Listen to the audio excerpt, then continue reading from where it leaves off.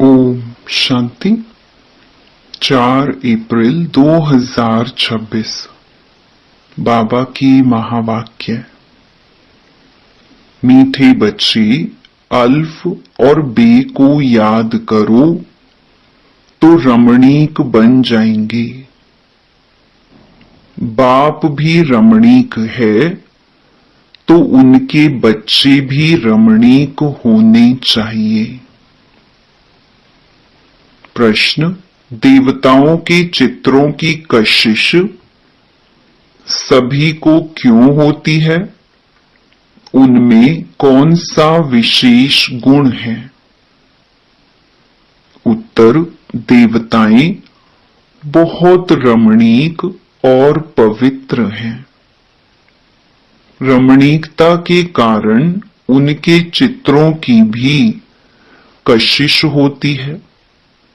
देवताओं में पवित्रता का विशेष गुण है, जिस गुण के कारण ही अपवित्र मनुष्य झुकते रहते हैं।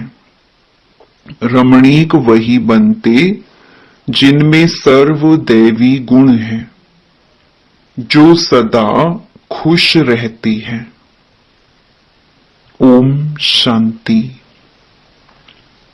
आत्माएं और परमात्मा का मेला कितना वंडरफुल है। ऐसे बेहद के बाप के तुम सब बच्चे हो, तो बच्चे भी कितने रमणीक होने चाहिए। देवताएं भी रमणीक है ना, परंतु राजधानी है बहुत बड़ी। सब एक रस रमणीक हो नहीं सकते। फिर भी कोई कोई बच्चे बहुत रमणीक हैं जरूर। रमणीक कौन होते हैं? जो सदैव खुशी में रहते हैं, जिनमें दैवी गुण है। यह राधे कृष्ण आदि रमणीक है ना। उन्होंने बहुत बहुत कशिश है। कौन सी कशिश है? पवित्रता की। क्योंकि इन्हों की आत्मा भी पवित्र है तो शरीर भी पवित्र है। तो पवित्र आत्माएं अपवित्र को कशिश करती हैं, उन्हों के चरणों में गिरती हैं। कितनी उनमें ताकत है। भल सन्यासी हैं, परंतु वह देवताओं के आगे जरूर झुकते हैं। भल कोई कोई बहुत घमंडी होते हैं, फिर भी देवताओं के आगे अथवा शिव के आगे झुकेंगे जरूर। देवियों के चित्रों के आगे भी झुकते हैं, क्योंकि बाप भी रमणीक है, तो बाप के बनाए हुए देवी देवताएं भी रमणीक हैं। उनमें कशिश है पवित्रता की। वह कशिश उन्हों की अभी तक भी चल रही है। तो जितनी इनमें कशिश है, उतनी तुम्हारे में भी कशिश होनी चाहिए। जो समझते हैं हम यह लक्ष्मी नारायण बनेंगे, तुम्हारी इस समय की कशिश फिर अविनाशी हो जाती है। सबकी नहीं होती, नंबर वार तो है ना। भविष्य में जो ऊंच पद पाने वाले होंगे, उनमें यहां ही कशिश होगी, क्योंकि आत्मा पवित्र बन जाती है। तुम्हारे में जास्ती कशिश उनमें है जो खास याद की यात्रा में रहते हैं। यात्रा में पवित्रता जरूर रहती है। पवित्रता में ही कशिश है। पवित्रता की कशिश फिर पढ़ाई में भी कशिश ले आती है। यह तुमको अभी पता पड़ा है। तुम उनके लक्ष्मी नारायण के ऑक्यूपेशन को जानते हो। उन्होंने भी कितना बाप को याद किया होगा। यह जो उन्होंने इतनी राजाई पाई है, वह जरूर राजयोग से ही पाई है। इस समय तुम यह पद पाने के लिए आए हो। बाप बैठ तुमको राजयोग सिखाते हैं, यह तो पक्का निश्चय कर यहां आए हो ना। बाप भी वही है, पढ़ाने वाला भी वही है, साथ भी वही ले जाने वाला है। तो यह गुण सदैव रहने चाहिए। सदैव हर्षित मुख रहो। सदैव हर्षित तब रहेंगे जब बाप अल्फ की याद में रहेंगे। तब बे की भी याद रहेगी और इससे रमणीक भी बहुत होंगे। तुम बच्चे जानते हो, हम यहां रमणीक बन फिर भविष्य में ऐसा रमणीक बनेंगे। यहां की पढ़ाई ही अमरपुरी में ले जाती है। यह सच्चा बाबा तुमको सच्ची कमाई करा रही है। यह सच्ची कमाई ही साथ चलती है 21 जन्म के लिए। फिर भक्ति मार्ग में जो कमाई करते हो वह तो है ही अल्पकाल सुख के लिए। वह कोई सदैव साथ नहीं देती। तो इस पढ़ाई में बच्चों को बड़ा खबरदार रहना चाहिए। तुम हो साधारण, तुमको पढ़ाने वाला भी बिल्कुल साधारण रूप में है, तो पढ़ने वाले भी साधारण ही रहेंगे। नहीं तो लज्जा आएगी। हम ऊंचे कपड़े कैसे पहने? हमारे मम्मा बाबा कितने साधारण हैं, तो हम भी साधारण हैं। यह क्यों साधारण रहते हैं? क्योंकि वनवा में है ना। अभी तुमको जाना है, यहां कोई शादी नहीं करनी है।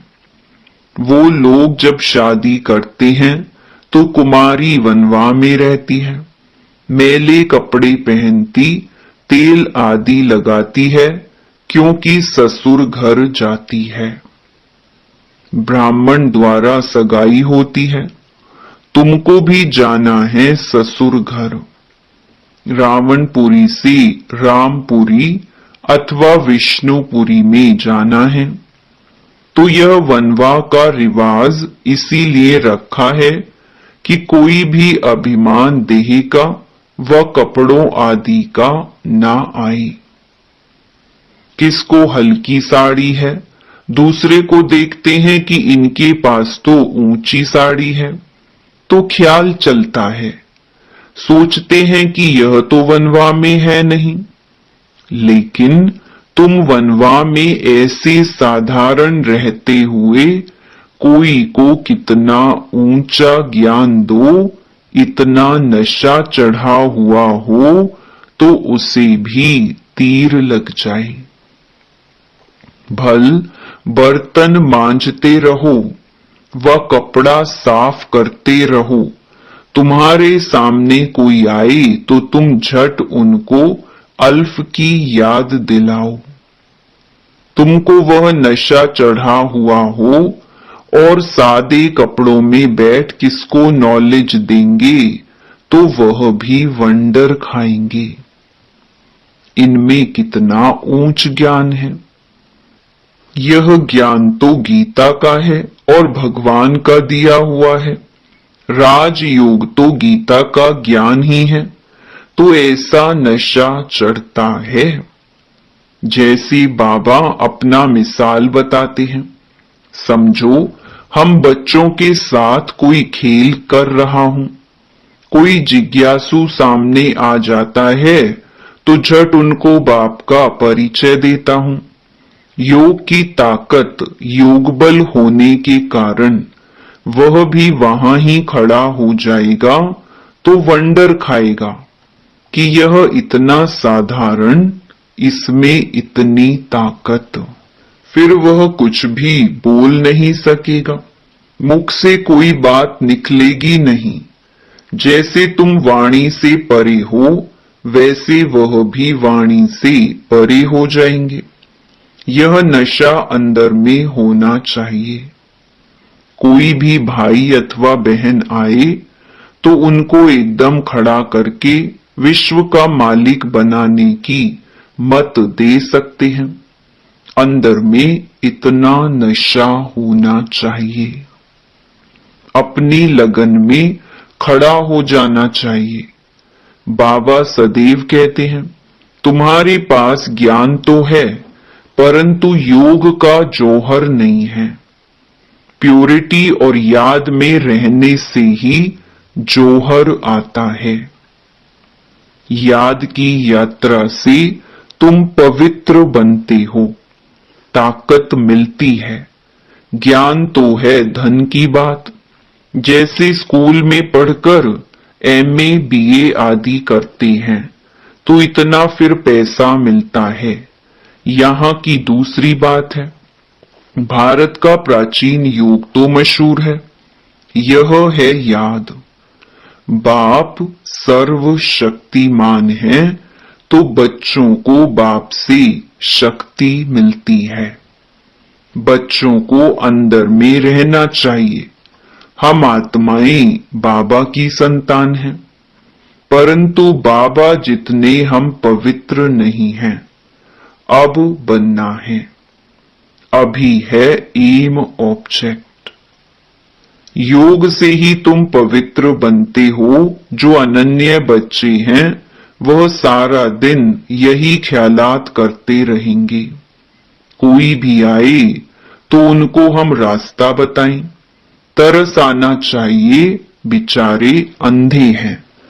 अंधे को लाठी पकड़ाकर ले जाते हैं ना। यह सब अंधे हैं, ज्ञान चक्षु है नहीं। अभी तुम्हें ज्ञान का तीसरा नेत्र मिला है तो सब कुछ जान गए हो। सारी सृष्टि के आदि मध्य अंत को हम अभी जानते हैं। यह सब भक्ति मार्ग की बातें हैं। तुमको पहले भी पता था क्या कि hear no evil, see no evil. यह चित्र क्यों बना है? दुनिया में कोई भी इनका अर्थ नहीं समझते। तुम अभी जानते हो। जैसे बाप नॉलेजफुल है, तुम उनके बच्चे भी अब नॉलेजफुल बन रहे हो, नंबरवार पुरुषार्थ अनुसार। कोई कोई को तो बहुत नशा चढ़ता है।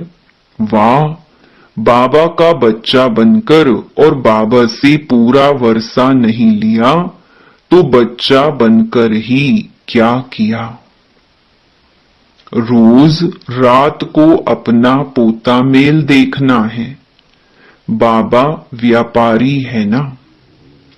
व्यापारियों को पोता मेल निकालना सहज होता है।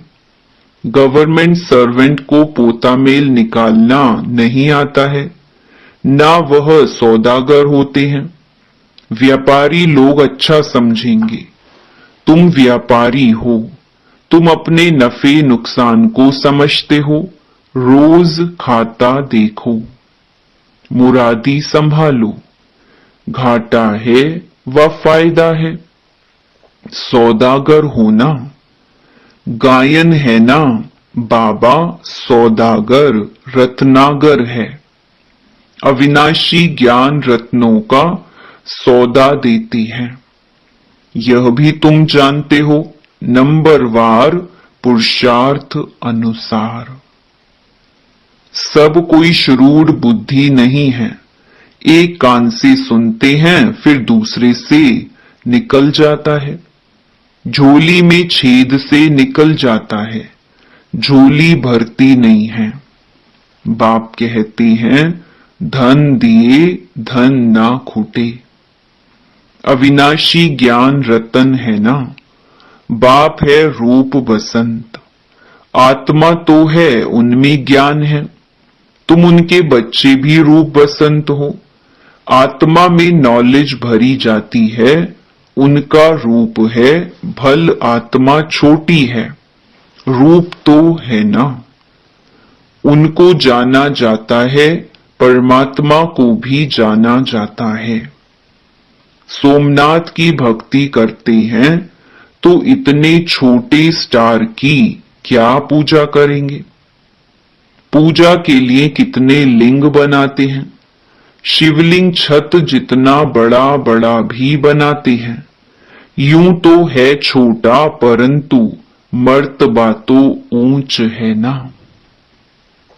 बाप ने कल्प पहले भी कहा था कि इन जप तप आदि से कोई प्राप्ति नहीं होती है। यह सब करते नीचे ही गिरते जाते हैं, सीढ़ी नीचे ही उतरते हैं। तुम्हारी तो अब चढ़ती कला है। तुम ब्राह्मण पहले नंबर के जिन्न हो। कहानी है ना, जिन्न ने कहा हमको काम नहीं देंगे तो खा जाएंगे। तो उनको काम दिया, सीढ़ी चढ़ो और उतरो, तो उनको काम मिल गया। बाबा ने भी कहा है कि यह बेहद की सीढ़ी तुम उतरते हो फिर चढ़ते हो। तुम ही फुल सीढ़ी उतरते और चढ़ते हो। जिन्न तुम हो, दूसरे कोई फुल सीढ़ी नहीं चढ़ते हैं। फुल सीढ़ी का ज्ञान पाने से तुम कितना ऊंच पद पाते हो। फिर उतरते हो, चढ़ते हो। बाप कहते हैं मैं तुम्हारा बाप हूं। तुम मुझे पतित पावन कहते हो ना। मैं सर्वशक्तिमान ऑलमाइटी हूं, क्योंकि मेरी आत्मा सदैव 100% पवित्र रहती है। मैं बिंदी रूप अथॉरिटी हूं। सब शास्त्रों का राज जानता हूं। यह कितना वंडर है। यह सब वंडरफुल ज्ञान है। ऐसे कभी सुना नहीं होगा कि आत्मा में 84 जन्मों का अविनाशी पार्ट है। वह कभी घिसता नहीं है, चलता ही आता है। 84 जन्मों का चक्कर फिरता आता है। 84 जन्मों का रिकॉर्ड भरा हुआ है। इतनी छोटी आत्मा में इतना ज्ञान है। बाबा में भी है तो तुम बच्चों में भी है। कितना पार्ट बजाते हैं। यह पार्ट कभी मिटने का नहीं है। आत्मा इन आंखों से देखने में नहीं आती है बिंदी। बाबा भी कहते हैं मैं ऐसा बिंदी हूं। यह भी तुम बच्चे अब समझते हो। तुम हो बेहद के त्यागी और राज ऋषि। कितना नशा चढ़ना चाहिए। राज ऋषि बिल्कुल पवित्र रहते हैं। राज ऋषि होते हैं सूर्यवंशी, चंद्रवंशी, जो यहां राजाई प्राप्त करते हैं, जैसे अब तुम कर रहे हो। यह तो बच्चे समझते हैं कि हम जा रहे हैं, खिवैया के स्टीमर में बैठे हैं, और यह भी जानते हैं यह पुरुषोत्तम संगम युग है। जाना भी जरूर है पुरानी दुनिया से नई दुनिया में वाया शांति धाम। यह सदैव बच्चों की बुद्धि में रहना चाहिए। जब हम सतयुग में थे तो कोई खंड नहीं था, हमारा ही राज्य था। अब फिर से योग बल से अपना राज्य ले रहे हैं, क्योंकि समझाया है योग बल से ही विश्व की राजाई पा सकते हैं। बाहुबल से कोई नहीं पा सकते। यह बेहद का ड्रामा है, खेल बना हुआ है। इस खेल की समझानी बाप ही देते हैं। शुरू से लेकर सारी दुनिया की हिस्ट्री, ज्योग्राफी सुनाते हैं।